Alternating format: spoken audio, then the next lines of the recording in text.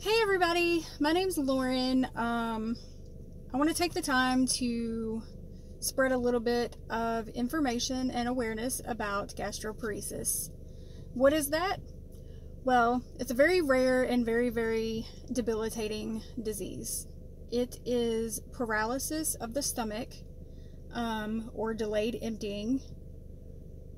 There's no known cure for it, and there are roughly 5 million Americans in the United States that actually suffer from this disease.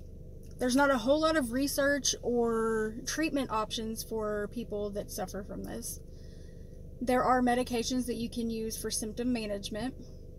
A lot of insurance companies refuse to pay for these because they are used to treat other conditions.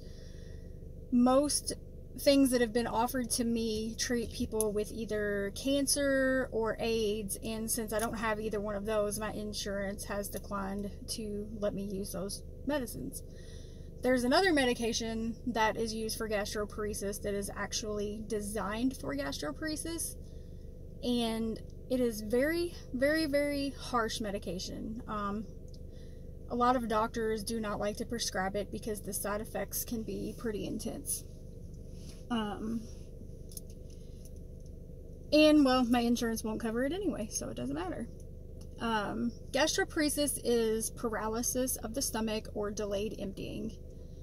I have suffered with chronic stomach issues for about 8 to 10 years now, and I have always been made out to believe that it was in my head and it was just anxiety. You have a nervous stomach, it's just IBS, we'll treat you for IBS, blah blah blah. Well, I finally got a doctor to take me seriously, and sure enough, I have gastroparesis. This last year has been really bad. I am battling with a lot of severe depression from it. I am not the type of person that likes to sit idle. I have to be moving. I am very active. And the fact that I can't be a lot of days because I have a lot of severe flare-ups, and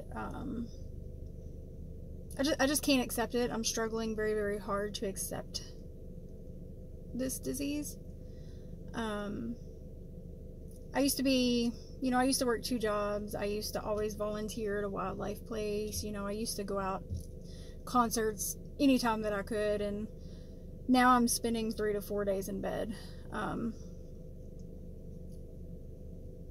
I am only intaking probably 700 calories a day. With my weight and height, I should be intaking about 1,600. A lot of things I can't eat anymore. A lot of things that I used to enjoy, I just can't do it anymore. There is a huge stigma around gastroparesis and a lot of other people who have illnesses that are invisible. A lot of people are like, well, you don't look sick. Well, I don't know what chronically sick people are supposed to look like. I guess because I'm not in the hospital or on my deathbed, it's, you don't believe it.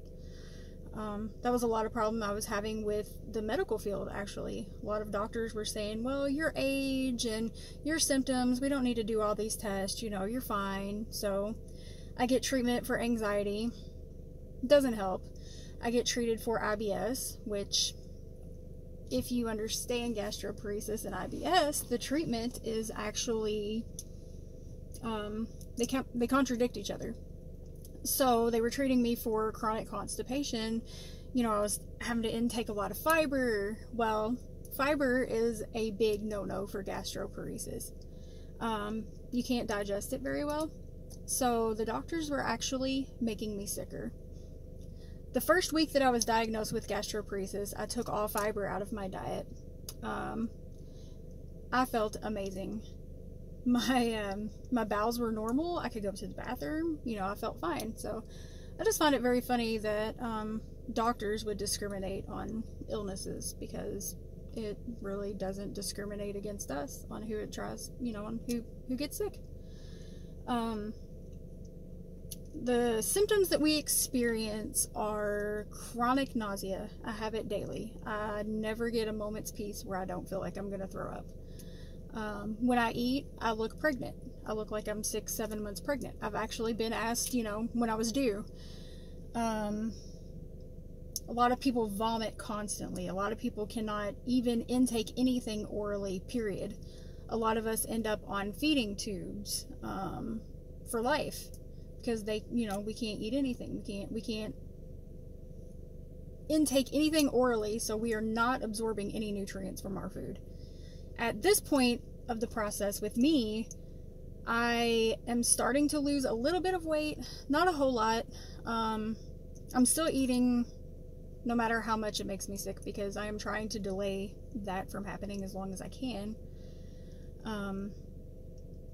It's terrible. I feel sick every day. I can't enjoy things like I used to. I feel very guilty. I don't feel like I'm a very good girlfriend, because a lot of times I can't even go hang out with my boyfriend after he gets off work because I'm so sick that I have to stay in bed. I know that my work is beyond stressed out with me calling in. I'm very fortunate that they have been so good to me. A lot of people aren't. A lot of people end up, completely disabled. But I'm very strong, very bullheaded, and very stubborn, so I'm not letting this disease beat me. But I just wanted to spread a little bit of awareness about it and let everybody know the chronic struggles that, we do have. It's miserable. Imagine having a stomach virus. Imagine that 24/7. It never goes away.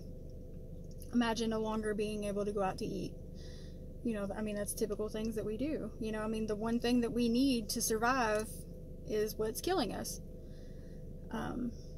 So yeah, I'm going to be doing a lot of these YouTube videos and things to spread awareness. So this is my first one.